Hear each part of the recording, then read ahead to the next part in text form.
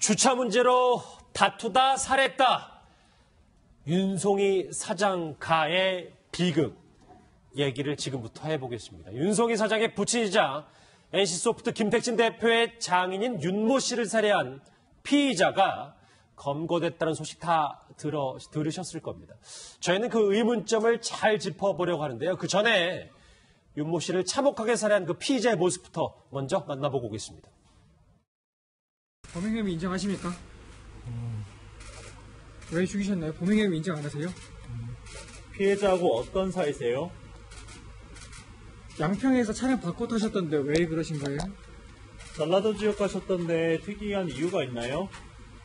뭐 말씀 신경 한 말씀 해주세요.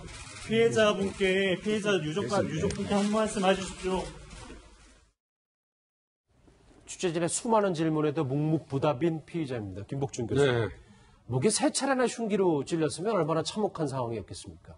엄청나게 이거는 심각한 문제인데요. 이제 그 부분에만 주목을 한다면은 이거는 살해 의지가 공고한 거예요. 왜 그러냐면 세 번의 어떤 치명상을 입을 수 있는 그 신체가 목 부위하고 얼굴에 집중됐다는 거는 이거는 치명상이거든요. 그랬다면 이거는 살해를 하고자 하는 의지가 상당히 확고하고 공고하다는 걸 의미하거든요. 예. 네, 그 부분은 이제 분명히 계획 살인으로 추정이 되는 한 분야입니다. 그런데 다만요, 지금 이제 뭐 국가수에서는 나왔을 걸로 보입니다만은 그 당시에 그 가해자, 범인이 사용한 흉기의 종류는 아직 안 나왔어요. 그게 일반적으로 뭐 어떤 공사 현장 같은 데를 드나드는 사람이 그냥 일반적으로 이렇게 들고 왔다 갔다 하면서 점검하는 도구라면 이거는 또 우발적으로도 생각을 안 할 수가 없어요. 근데 그게 아니고 일반적으로 누가 가질 수 없는 진짜 이를테면 칼 같은 흉기 따로 준비하지 않으면 안 되는 그런 흉기가 만약에 이 범행에 사용됐다면 그거는 계획살인 쪽에 보다 가깝다. 현재로서는 그렇게 말할 수밖에 없겠습니다. 예, 김 교수님 지금부터 이제 보실 영상이 범행 당일에 저 이제 백승우 사회부 기자가 단독으로 입수했던 CCTV 영상인데 저 검정색 벤츠 차량이 바로 피해자 그 윤송이 씨의 부친인 윤모 씨의 차량이란 말이에요. 그리고 저 흰 웃옷을 입은 사람이 바로 피의자 허모 씨입니다. 범행 이후에 이렇게 유유히 도주하는 장면이 CCTV에 고스란히 찍힌 셈인데 일단 저 CCTV를 보면 굉장히 평온해 보여요. 피의자 치고는. 이미 아마 피해자의 차를 끌고 와서 저 모텔 주차장에 피해자의 차를 세우고 거기에서 한 2시간 정도를 거기에 대기했어요. 그 사이에 무슨 일을 했는지는 모르겠지만 일정 부분 아마 범행을 막 하던 당시에 흥분 상태는 가라앉았을 거예요. 일단 좀 안정을 취한 거군요. 나름대로 이 2시간이면 어느 정도 안정을 우리 배 교수님 계시니까요. 안정을 취할 수 있는 시간대가 된 것 같고 아마 허둥대는 모습은 2시간 이후이기 때문에 아마 보이지 않았던 게 아닐까 저는 개인적으로 그렇게 추정해 봅니다. 배 교수님, 뭐 동작 하나하나를 다 분석할 수는 없겠습니다만 저기 지금 보시면 저 오른쪽 주머니를 잠깐 자켓에 손을 넣고 약간 한 손을 주머니에 찌른 채 약간은 좀 건들거리는 모습도 좀 보이거든요. 어느 정도 어떤 심리라고 봐야 됩니까? 의도적으로 여유로운 모습이 보이고 그리고 오른쪽 부분은 사실은 저 손에는 흉기가 있다고 봐야 될 겁니다. 왜냐하면 차 안에는 없으니까. 그러면 현장에도 발견되지 않았고 그러면 저 주머니에 있는 것이 타당하다고 볼 수 있는 거고요. 보통 행동심리학을 하는 사람들한테는 이 불균형적인 모습, 말하자면은 이 양쪽의 균형이 아니라 불균형 모습 자체에서는 의도적인 여유라는 표현을 합니다. 그래서 이제 보통 이렇게 한쪽을 내리고 한쪽을 단속하는 이런 형태의 모습이 의도성을 가지는 여유로움이라고 하는 거고 보통 여유로운 자세 같은 경우 사실은 위로 만지고 이런 식으로 하지 않습니까? 그러니까 진짜 여유와는 좀 거리가 있는 조금 차이가 있는 거죠. 근데 문제는 이제 그 흉기의 종류가요. 김복준 말씀하신 것처럼 길고 특수한 경우냐 아니면은 이게 쉽게 보관할 수 있는 경우에 따라서 이 행동의 자세가 조금 달라질 수가 있습니다. 그런데 일단 계획적인 범죄인지 우발적인 범죄인지가 굉장히 중요했는데 이 피해자 허모 씨가 이 피해자 윤 씨를 집 앞에서 2시간 동안 기다렸다는 거예요.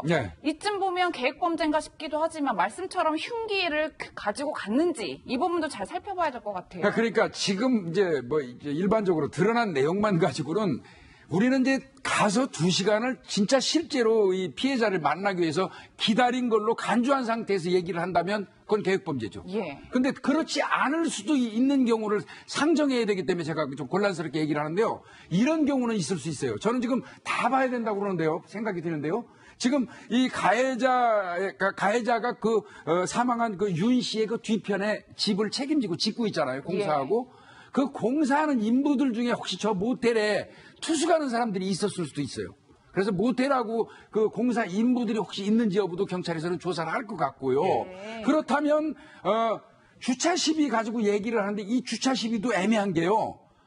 당일날 이 가해자가 자신의 차를 가지고 윤 씨 집 있는데 근처에 갔다가 윤 씨가 몰고 나오는 차하고 어떤 문제가 있어서 주차 시비가 됐다면 주차 시비가 타당성이 있겠죠. 근데 아니거든요. 예. 이건 아니거든요. 본인 차는 놔두고 약 4km 내는 데를 지금 걸어간 상태란 말이죠. 예. 그러면 주차 시비는 적어도 당일날은 저는 없었다고 봐요. 예. 그런데 지금 범인이 얘기하는 주차 시비는 예전에 주차 시비가 있다는 얘기일 수도 있다는 거죠. 예. 그 선후 관계를 잘 따져봐야 돼요. 예, 예.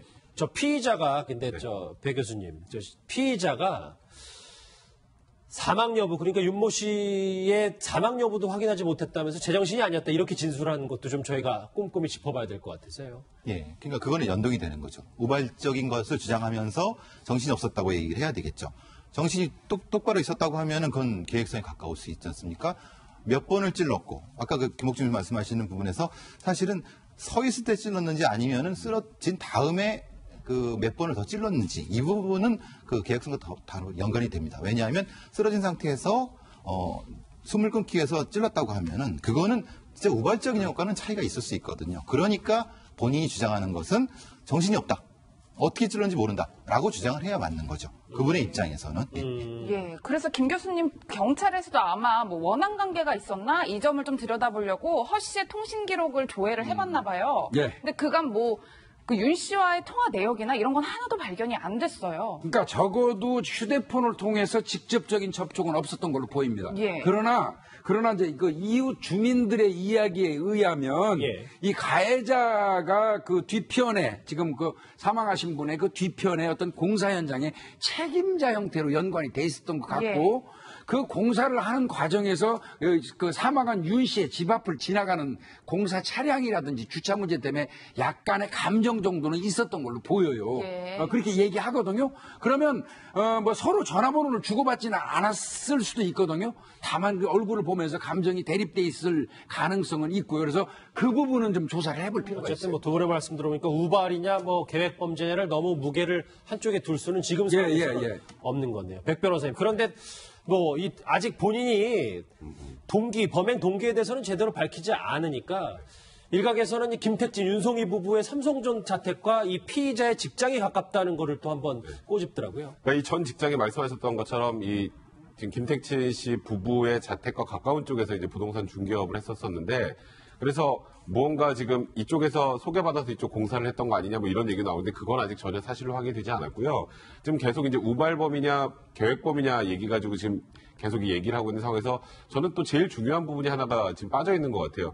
그러니까 이 살인사건 현장이 일어났던 그곳에 CCTV가 많이 있습니다. 예. 근데 유독 이 사체가 발견된 곳만 CCTV 사각지대예요. 예. 그러면 그런 장소를 미리 택했다면 그런 데를 사전에 현장에 조사를 해서 이곳에서 누군가를 살해할 경우에는 CCTV에 노출이 되지 않는다라는 판단을 하고 살해를 했다면 그랬다면 계획범행 가능성이 굉장히 많은 거예요. 그러니까 2시간을 기다렸던 것, 살인사건 현장을 그곳에 택했던 것, 그리고 흉기가 지금 뭔지 모르겠습니다만 그걸 미리 준비했다면 그런 것들이 결합된다면은 계획살인으로 봐야 될 여지가 지금으로 봐서는 전 개인적으로 좀 더 많아 보이지 않나 생각이 드네요. 예, 김 교수님 저희가 어제 이 시간에 사실 송선미 씨 남편이 청부살인을 당했다 뭐 이런 소식도 전해드렸는데 일단 윤송이 씨 집안 자체도 굉장히 유명세가 있는 집안이다 보니까 청부살인에 또 의혹을 두는 점도 있는 것 같아요. 예, 그 이제 공교롭게도 뭐 어떻게 어떤 분들은 뭐 소름 끼친다고 얘기하더라고요. 이 가해자가 근무했던 그 강남 삼성동에 있는 그 부동산 이제 컨설팅 사무실이겠죠. 그 사무실에서 직선거리로 한 500-600m에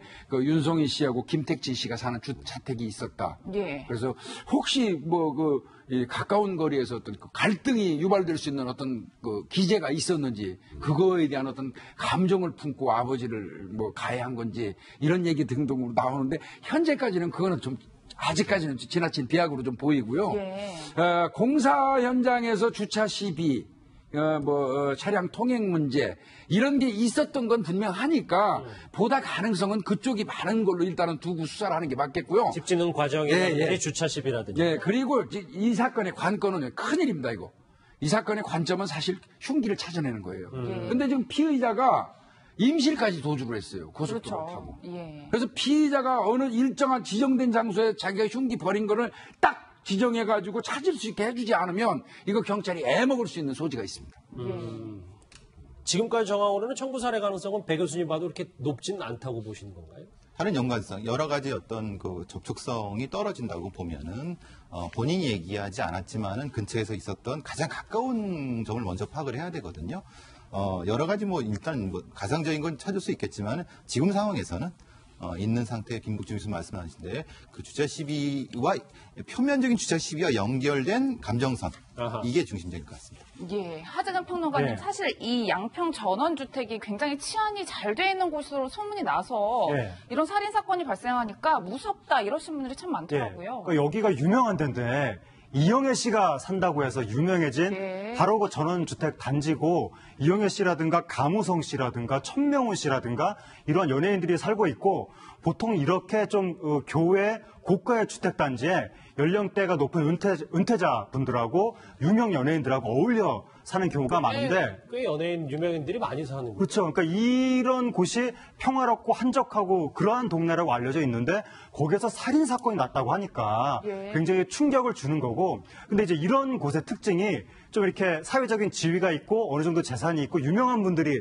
사는 지역이잖아요. 이런 분들이 조금 까다로운 경우가 많습니다. 그래서 전지현 씨도 서울 강남에 이렇게 좀 부촌 마을에 집을 사서 재건축을 하려고 그러는데 주위 이웃에서 자꾸 이제 문제 제기를 하니까 재건축을 굉장히 좀 난항을 겪었던 그런 일들이 있는데 예. 그 과정에서 건축을 추진하는 쪽에서 스트레스를 받았을 수도 있고 지금 용의자가 서울 강남에서 부자들을 상대로 부동산 개발이나 중개나 이런 걸 했다고 하니까 예. 어쩌면 그 부자들을 상대로 하다가 감정노동이라든가 이런 걸로 점점 스트레스가 쌓이면서 엉뚱한 곳에서 또 집을 공사를 하려고 하는데 문제 제기를 하니까 거기에서 또 화가 폭발했을 가능성도 있어 보입니다. 여러 가지 얘기들이 있네요. 치안이 좋은데 딱 그 사건, 그 지점만 CCTV가 없다. 김복준 교수님, 10시부터 지금 부검이 진행 중이라는 얘기를 들었어요. 예, 예, 근데 예. 여러 가지 얘기가 있지만 흉기를 빨리 찾아야 되는 것도 있지만 이 피의자가 증거를 없애려는 행동을 하지 않았기 때문에 이것도 하나의 포인트가 될 수 있지 않을까요? 그러니까 현장에서 이제 자꾸 이제 우발살인을 쪽으로 무게를 두는 분들은 어떤 이야기를 하냐면 원래 그 계획살인을 꿈꾸던 사람들은 현장에서 살해를 하고 아까 백 변호사님 말씀하신 것처럼 CCTV가 안 보이는 사각지대로 유인하고 그리고 거기에서 급습해가지고 살해한 이후에 혈흔이라든지 하는 거를 싹 제거하고 도주하는 게 맞아요. 예. 그게 이제 완벽한 그 계획살인인데 사실 그 현장에는 혈흔이라든지 이런 게 있어가지고 아내 되시는 분이 그걸 보고 신고를 했거든요. 예. 그런 부분에 있어서는 또 이게 완벽한 계획살인이라고 보기가 어렵다는 뜻이거든요. 예. 그래서 이제 지금 이제 아마 그 부검이 진행될 건데요. 예. 부검이 진행되면 일단은 이제 직접 사인이 나올 겁니다. 어떤 게 치명타에 의해서 사망했는지 직접 사인 나오고 그다음에 공격 방향이 나올 거예요. 아하. 뒤에서 했는지 옆에서 했는지 앞에서 했는지 공격 방향이 나오고 중요하잖아요. 엄청 중요합니다. 그건 기습을 해서 갑자기 뒤에서 뭐 공격을 했다면 이거는 계획살인 가능성이 많죠. 그다음에 이제 저항을 하는 과정에서 저항은 같은 게 나오면 또 그거는 또 우발적으로도 봐야 되고 그래서 이 부검은 굉장히 중요한 의미를 지닙니다. 예. 우발적 범행인지 아니면 계획 범죄인지는 앞으로 부검을 통해서도 좀 더 밝혀져야 될 것 같습니다. 오른쪽에 같이 준비한 걸 한번 보시죠.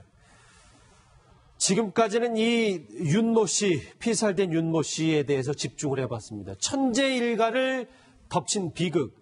이렇게 되다 보니까 아버지를 잃은 이 윤송이 사장에 대한 관심이 더 높아지고 있습니다. 예, 하재근 평론가님 네. 저희가 천재일가라고 이름을 붙여봤는데 실제로 윤송이 사장 하면 천재소녀로 굉장히 유명하잖아요. 예, 그러니까 윤송이 사장이 초등학교 때부터 상당히 공부로 두각을 나타냈고 기록에 따르면 초등학교 수석 졸업 이런 이야기도 나오는데 예. 초등학교를 수석으로 했다는 게 무슨 의미인지는 사실 이해는 좀 안 되지만 어쨌든 기록은 그렇게 돼 있고 그리고 과학기술고등학교 들어가서 거기 조기 졸업, 카이스트 들어가서 수석 졸업, 미국 MIT 가서 한국인 최연소 이공계 박사, 그다음에 우리나라 SK텔레콤 들어가서 오너 일가가 아닌 사람으로서 최연소 임원, 28인가 9인가의 재벌과 28의 재벌과 임원을 했을 정도로, 그리고 1년에 한 명씩한테 주는 최우수 학생 논문상, 미국에서 주는 상, 학생 논문상도 받았고, 월스트리트 저널이라든가 이런 데서 선정하는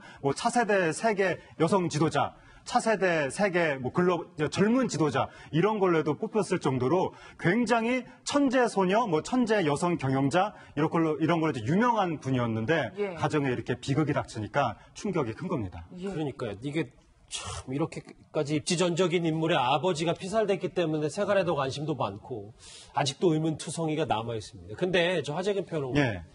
저 몰랐는데 이 피살된 윤모 씨의 부인, 그러니까 윤송희 씨의 어머니는 서예가시더라고요. 그래서 예. 이 딸한테 이공계 과학도 대신 예. 예술을 하기를 권유했다는 소식 예. 보도도 있더라고요. 아버지는 유명한 금융인이고 어머니는 국전 심사를 할 정도로 유명한 서예가고, 예. 그래서 어떤 수리적인 두뇌하고 예술적인 감각을 동시에 물려받은 것 같은데, 예. 아버지는 어렸을 때 과학자 위인 전기 전집을 사주고, 그다음에 어머니는 예술중학교 가라, 예술적으로 가라고 했는데, 윤송희 대표가 나는 실험을 할 수 없는 공간에서는 도저히 살 수 없을 것 같다. 그러니까 윤송희 대표가 어렸을 때 넘어져서 무릎에 상처가 나서 피가 났는데, 피가 나자마자 이 피를 분석해야 돼 하면서 피가 마르기 전에 막 뛰어들어와가지고 현미경 갖다 놓고 피를 이렇게 들여다보면서 적혈구를 분석을 했다는, 그러니까 그럴 정도로 이공계적인 어떤 이 마인드가 있기 때문에 한국인 최연소 이공계 박사가 됐던 것 같고,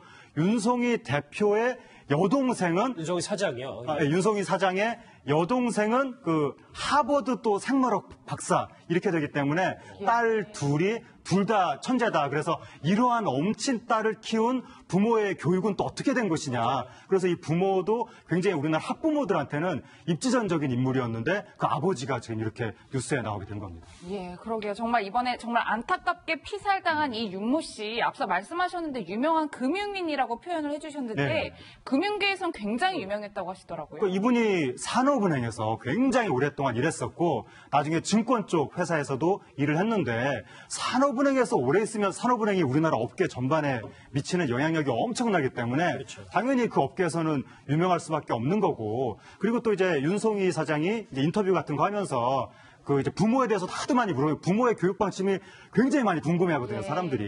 그러니까 아버지가 항상 나한테 뭐 겸손함이라든가 또 이 나를 또 너무 이렇게 막 공부하라고 억압하지 않고 자유롭게 풀어주고 이런 것들을 그 아버지의 교육의 가치들을 항상 이야기를 했었고, 또 윤송희 사장의 이름이 송이가 된 게 바로 아버지가 지어준 이름이라고. 크리스마스 다음날 태어나서 눈이 왔는데 눈송이를 보고 딸 이름을 그렇게 지어주고 또 과학자 위인전기도 사주고, 지금 또 윤송희 사장이 화가 나면 아버지를 생각한대요. 그럼 화가 가라앉는다고. 아버지가 항상 그렇게 이 교훈의 이야기를 했던 것이. 그래서 윤송희 사장의 아버지가 우리나라 학부모들한테도 하나의 롤모델로 알려졌었는데 이렇게 비극을 맞게 됐습니다. 이렇게 딸을 애지중지 키웠고 딸도 아버지를 부성에도 많이 느꼈었는데 이런 참변을 당했다니까 안타깝습니다. 정말. 오른쪽에 준비한 거 마지막 보시면, 왜냐하면 이게 물론 윤송희 사장의 아버지 혹시 이런 관계가 아니더라도 양평에서 워낙 끔찍한 사건이 발생했기 때문에 세간의 중심을 많이 받았었는데, 백 변호사님, 사실은 이 김택진 대표의 장인이라는 것 때문에 이 사건이 더 커진 거잖아요. 그렇죠. 사실 김택진 H소프트 대표 같은 경우에 아마 최근에 TV에서도 많이 보셨었을 거예요. 요즘에 나오는 리니지, 툰지, 쓰린지에 관련돼서 직접 광고에도 나왔었는데, 물론 지금은 이 비극이 닥치고 나서 일단 그 광고는 접은 상태입니다. 근데 김택진 대표이사 같은 경우에는 사실 대학교 동아리에서 한글과 컴퓨터를 창업을 했다가 그 이후에 이제 현대전자에서 일을 하고 있었고요.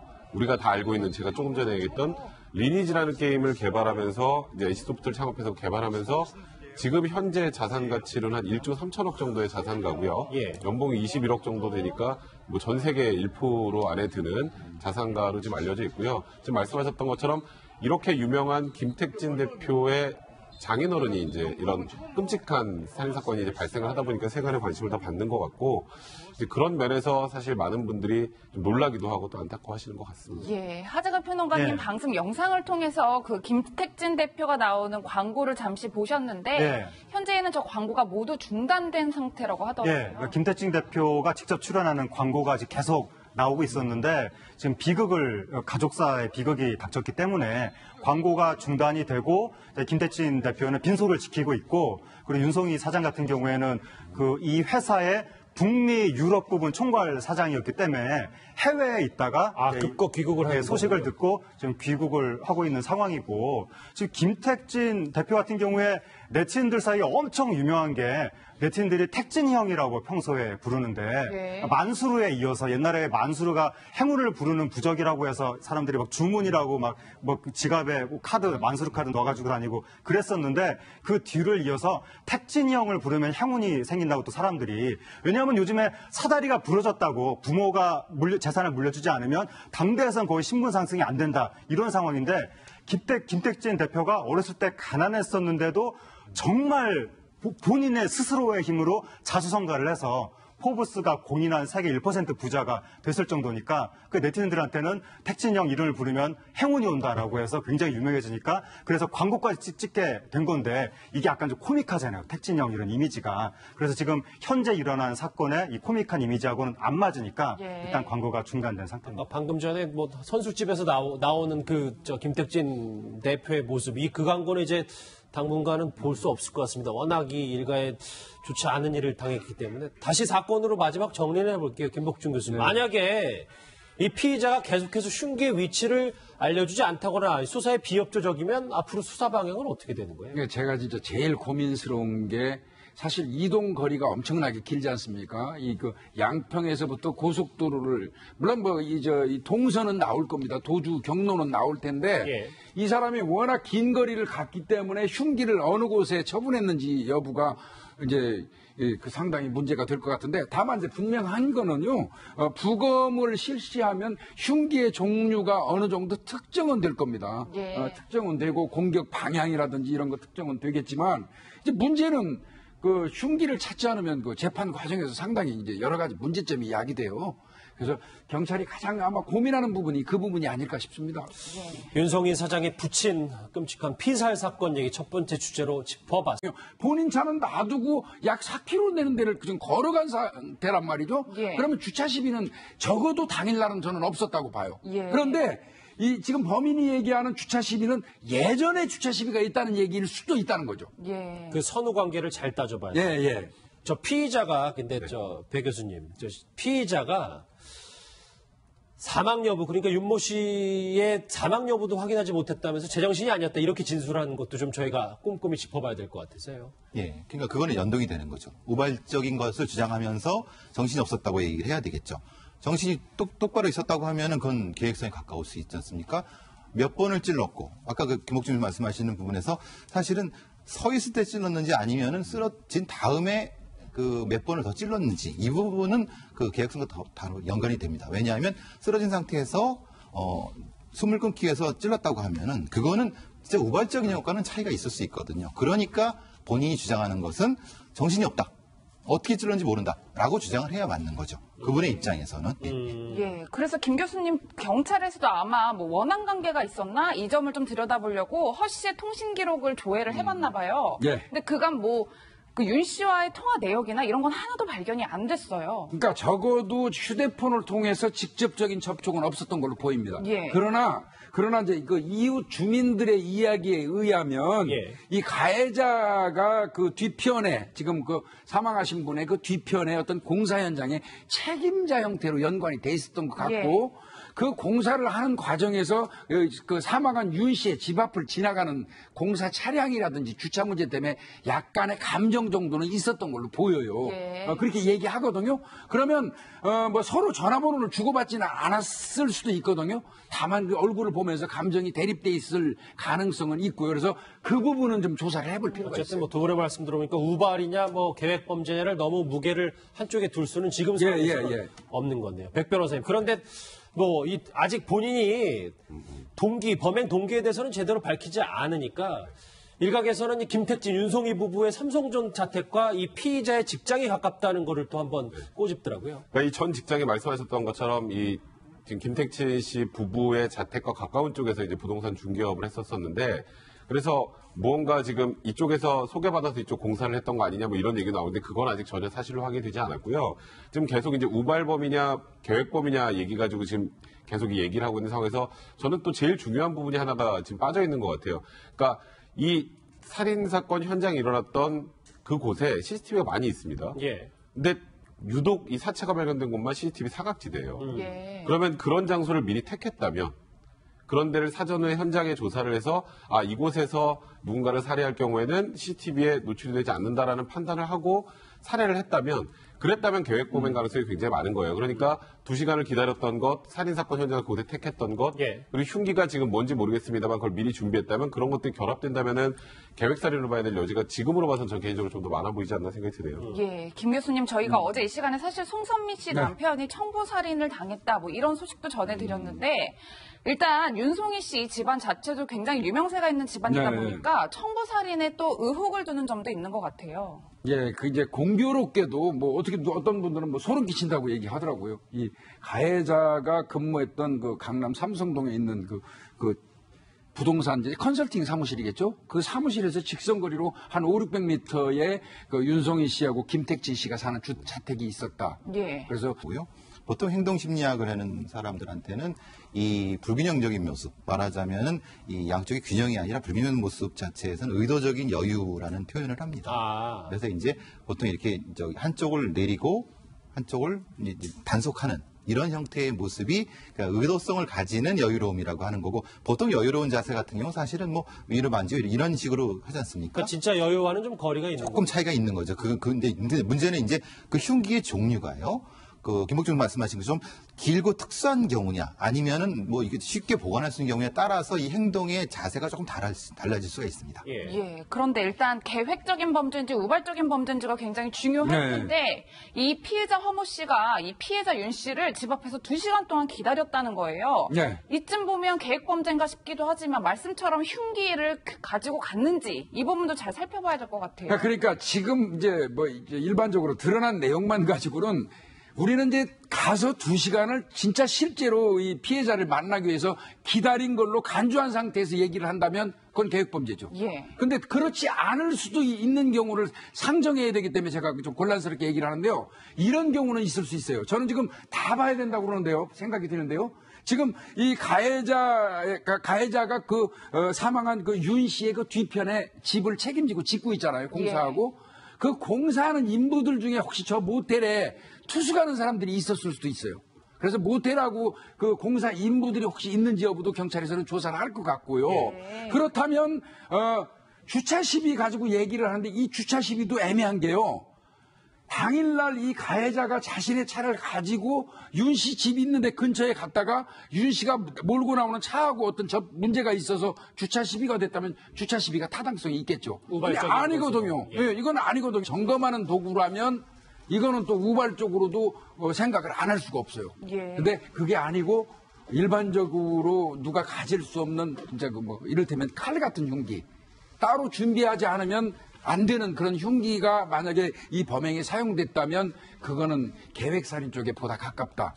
현재로서는 그렇게 말할 수밖에 없겠습니다. 예, 김 교수님, 지금부터 이제 보실 영상이 범행 당일에 저 이제 백승우 사회부 기자가 단독으로 입수했던 CCTV 영상인데, 저 검정색 벤츠 차량이 바로 피해자 그 윤송이 씨의 부친인 윤모 씨의 차량이란 말이에요. 그리고 저 흰 우도스를 입은 사람이 바로 피의자 허모 씨입니다. 범행 이후에 이렇게 유유히 도주하는 장면이 CCTV에 고스란히 찍힌 셈인데, 일단 저 CCTV를 보면 굉장히 평온해 보여요, 피의자 치고는. 이미 아마 피해자의 차를 끌고 와서 저 모텔 주차장에 피해자의 차를 세우고 거기에서 한 2시간 정도를 거기에 대기했어요. 그 사이에 무슨 일을 했는지는 모르겠지만 일정 부분 아마 범행을 막 하던 당시에 흥분 상태는 가라앉았을 거예요. 일단 좀 안정을 취한 거군요. 나름대로 이 2시간이면 어느 정도 안정을, 우리 배 교수님 계시니까요. 안정을 취할 수 있는 시간대가 된 것 같고, 아마 허둥대는 모습은 2시간 이후이기 때문에 아마 보이지 않았던 게 아닐까 저는 개인적으로 그렇게 추정해 봅니다.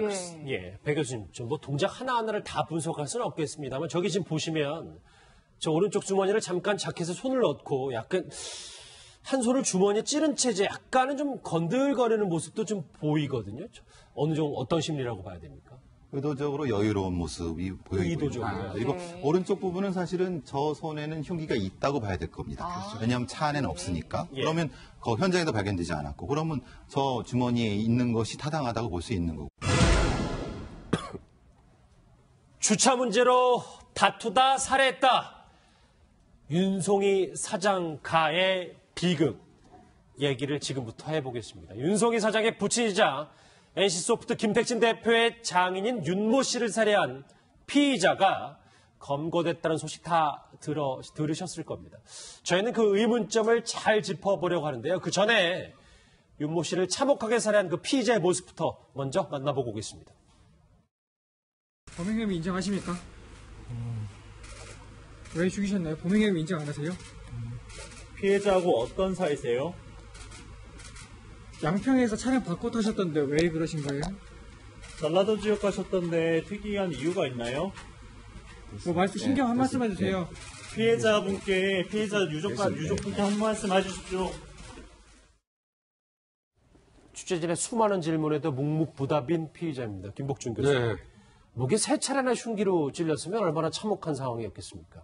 엄청나게 이거는 심각한 문제인데요. 이제 그 부분에만 주목을 한다면은 이거는 살해 의지가 공고한 거예요. 왜 그러냐면 세 번의 어떤 치명상을 입을 수 있는 그 신체가 목 부위하고 얼굴에 집중됐다는 거는 이거는 치명상이거든요. 그랬다면 이거는 살해를 하고자 하는 의지가 상당히 확고하고 공고하다는 걸 의미하거든요. 예. 그 부분은 이제 분명히 계획 살인으로 추정이 되는 한 분야입니다. 그런데 다만요, 지금 이제 뭐 국가수에서는 나왔을 걸로 보입니다만은 그 당시에 그 가해자 범인이 사용한 흉기의 종류는 아직 안 나왔어요. 그게 일반적으로 뭐 어떤 공사 현장 같은 데를 드나드는 사람이 그냥 일반적으로 이렇게 들고 왔다 갔다 하면서